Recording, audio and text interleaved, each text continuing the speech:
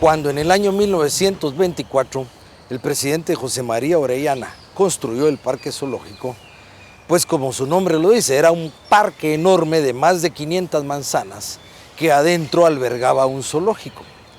Este terreno fue cercenado con el paso de los años continuamente.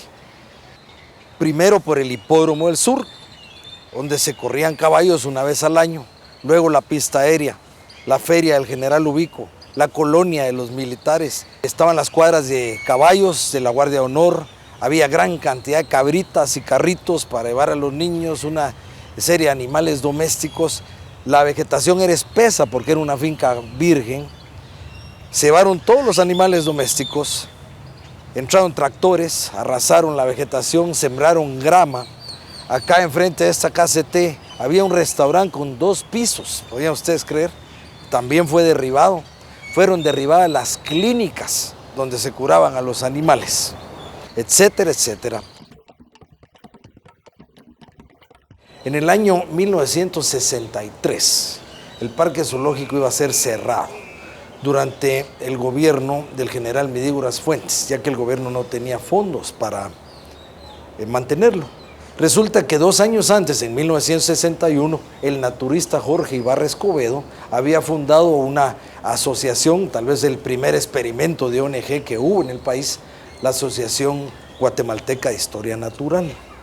Y cuando supo de la noticia que el zoológico iba a ser cerrado, pues tramitó ante el gobierno que se le diera la administración del parque a esta asociación.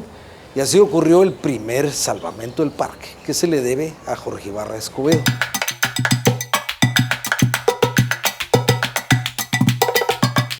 Luego la asociación pues cambió de administraciones y pasó durante muchos años sin pena ni gloria y luego más pena. Los jardines ya no parecían jardines, había recintos que parecían ruinas, los animales hacinados completamente, los baños para el público pues daban pena, daba miedo entrar a ellos. La clínica de los animales pues era un cochitril de piso de tierra. Por todo lado se veía el descuido y el abandono.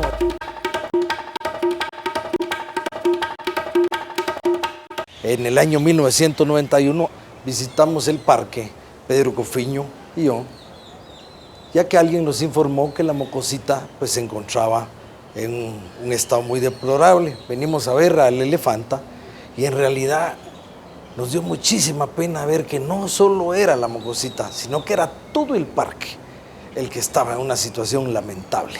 Entonces me recuerdo que logramos levantar las firmas del caso que requerían los estatutos. Tuvimos una asamblea general y prácticamente tomamos posesión de la asociación y seguidamente empezamos contra viento y marea a hacer las reformas básicas que considerábamos que se podían hacer acá en el zoológico. Hicimos un plan maestro. Para empezar, es un parque eminentemente nacional. 85% de las especies son nacionales y el resto son especies exóticas.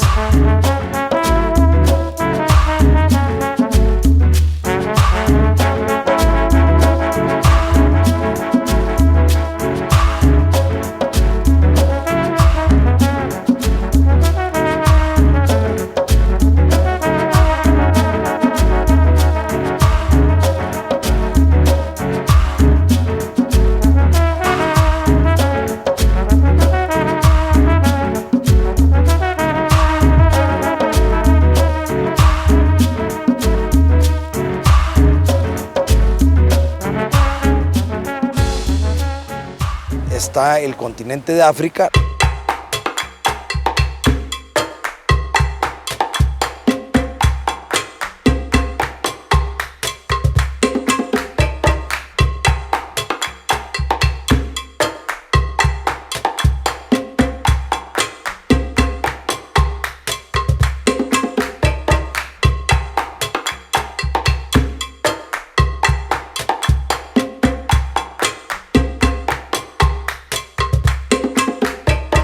Luego Asia.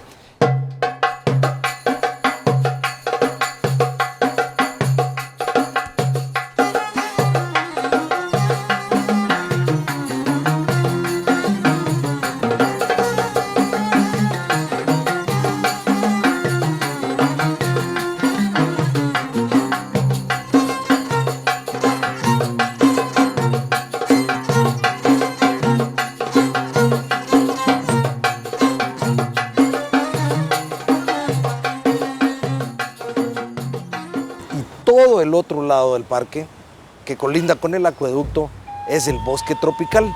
Es la mayor área y está dedicada a nuestros animales.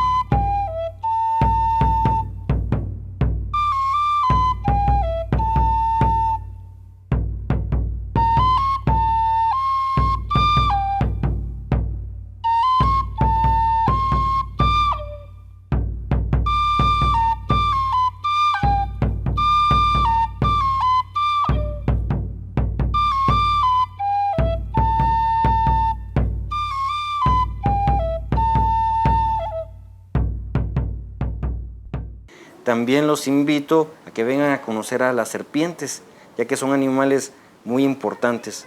Si no hubieran serpientes, tendríamos muchísimos roedores. Y por otro lado, podemos aprender muchísimo. Vamos a ver, por ejemplo, desde la serpiente más grande del mundo como especie, hasta las especies más bonitas e interesantes de Guatemala. Posteriormente, entre África y Asia, hicimos el continente de Oceanía, que es de mucho menos envergadura. De esta manera que ya tenemos representados 4 continentes en nuestro parque.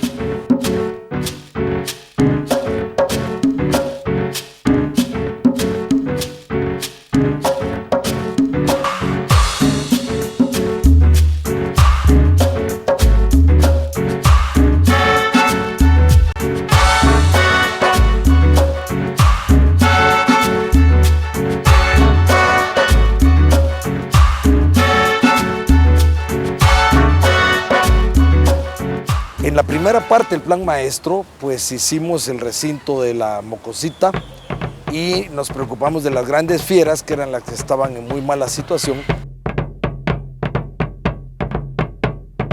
Aquí tenemos lo que era la jaula de los osos Koyak.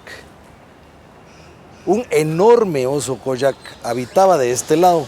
La parte de enfrente era el área de exhibición y luego había unos barrotes y la mitad de la jaula de atrás era su casa nocturna. Esa era todo el espacio que tenía el oso. Dar 2 pasos hacia un lado y 2 pasos hacia el otro y volvía y esa era la vida del oso Koyak. Este recinto lo encontramos ya en construcción por la Dirección General de Obras Públicas del gobierno. Un año había material y no había mano de obra. Otro año había mano de obra y no había material. Y tenían 4 años que lo único que habían hecho era una excavación. Les pedimos que nos dieran los materiales y se retiraron. Y fue uno de los primeros recintos que terminamos. Sacamos al oso más grande de los 3 que había y salió y se vio libre y no lo podía creer. Y se pasó 2 meses en el mismo lugar, dando 2 pasos hacia un lado y 2 pasos hacia el otro, como que si todavía estuviera aprisionado. Y finalmente se dio cuenta que estaba libre y empezó ya a correr por todo el recinto. Y esto, el esqueleto, la estructura de la jaula antigua quedó como una pérgola, como recuerdo de cómo vivían los animales aquí hacinados y encerrados en prisión.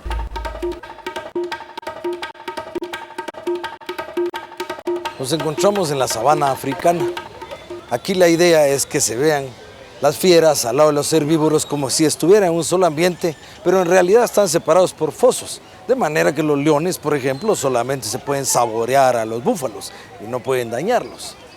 Estos recintos los hacemos con especificaciones técnicas internacionales. Sin embargo, no se sabe la verdad de un recinto hasta que este se pone a prueba. Este es el recinto de los leopardos. El día en que lo inauguramos, ustedes pueden apreciar un bambú allá en la esquina que pues es bastante modesto. Ese bambú era frondoso y ocupaba una buena parte del recinto y Por ahí se salió el leopardo, en la dirección de General de Caminos, al otro lado del bulevar, en una caseta de comida. Pues llegó una señora a abrir y vender desayunos a las 7 de la mañana, cuando vio que ya tenía su primer cliente, un hermoso leopardo tendido abajo de una de las bancas de la caseta. Muerto de miedo y la gente igual, ¿verdad? Pensando que los iba a atacar. El médico veterinario lo atrapó, lo inyectó y lo trajo de regreso. A partir de ahí se instaló electricidad en los recintos para evitar nuevamente un escape. Y lamentablemente tuvimos que trasquilar el bambú, que estaba muy hermoso. Lo que estamos haciendo acá es eliminando las viejas jaulas que existían antes y colocando recintos abiertos. En otras palabras, estamos liberando animales. Ampliar jaulas, eliminar barrotes, eliminar jaulas cerradas con techo y que todo fuera al aire libre. Estudiar o investigar el hábitat de cada animal, de cada especie que hay en el parque, para poder reproducir lo más fielmente posible su hábitat en cautiverio, con el objetivo de proveerles una mejor calidad de vida a los animales cautivos. Y hay mucho detalle, mucho arte en los recintos, y en este caso pues el jaguar está ambientado con una réplica del Templo de las Ventanas de Tikal.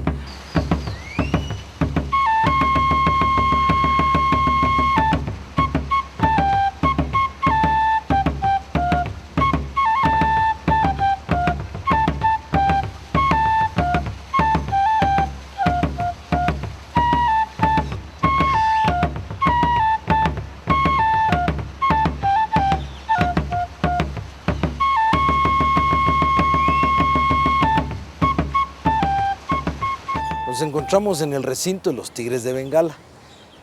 Así como en el jaguar, pues pusimos una réplica, un templo maya de la región. En este caso, pues tenemos un templo hindú que aparenta haber sido afectado por un terremoto.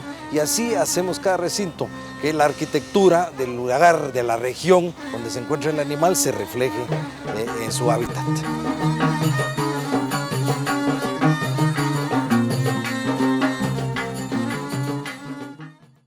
Cuando se construyó el zoológico en 1924, ya existía este tipo de recintos.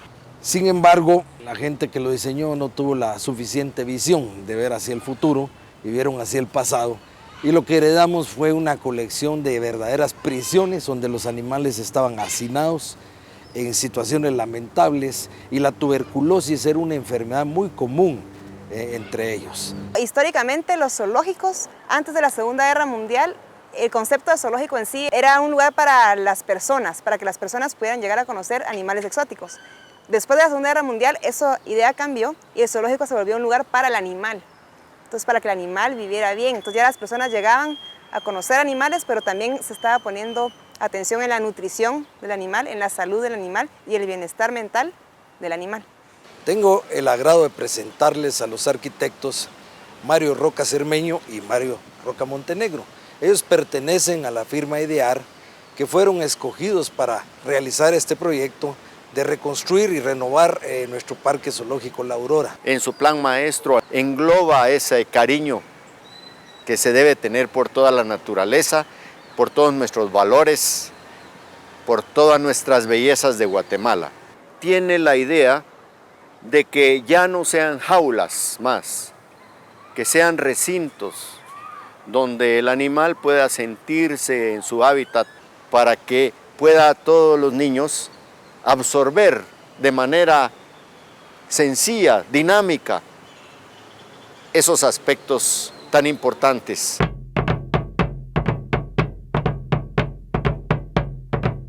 Dentro de todo el plan maestro no solo se dispusieron los recintos, porque este no solo es un zoológico, es un parque zoológico que sirve para el disfrute y la recreación de los visitantes.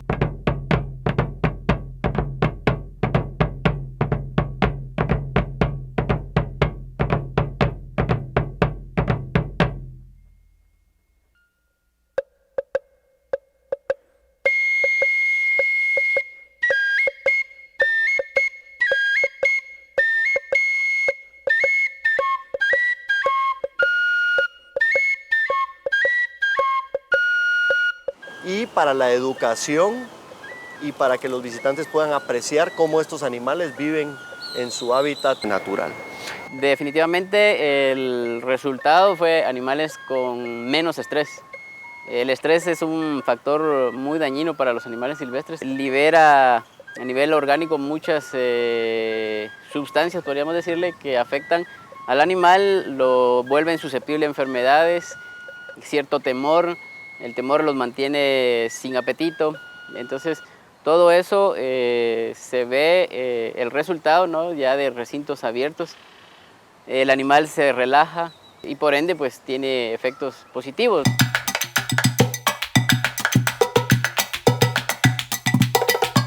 Cuando hicimos estos recintos abiertos, jamás sospechamos los incidentes que íbamos a tener. En esta baranda, precisamente, a los pocos meses de haber inaugurado este recinto, vino un muchacho y se subió y pasó la primer cerco, pasó la barrera natural, se volteó hacia el público, sacó una daga, se apuñaló y luego saltó la segunda barrera y se tiró al foso, donde están los jaguares. Obviamente, pues tuvo una contusión del golpe, los jaguares se acercaron a él, por curiosidad lo tomaron del hombro desde el fondo del foso y lo subieron a la montaña, y luego fue que cuando ya con la ayuda de los bomberos y el equipo de jauleros logramos ahuyentarlos y hacerlos regresar, encerrarlos en su casa nocturna y rescatar al muchacho. Resultó que este era un vendedor ambulante que andaba normalmente en el centro comercial Los Próceres y estaba enamorado de una chica dependiente de uno de los almacenes de ahí. Y entre las cosas que vendía, pues tenía una pluma que adentro tenía una bala 22, una sola bala para defensa personal. Mostrándolo a esta chica, a su enamorada, se le disparó y la mató ahí mismo. Y escribió una carta muy humilde, muy sencilla, diciendo algo así como: yo asesiné a fulana de tal.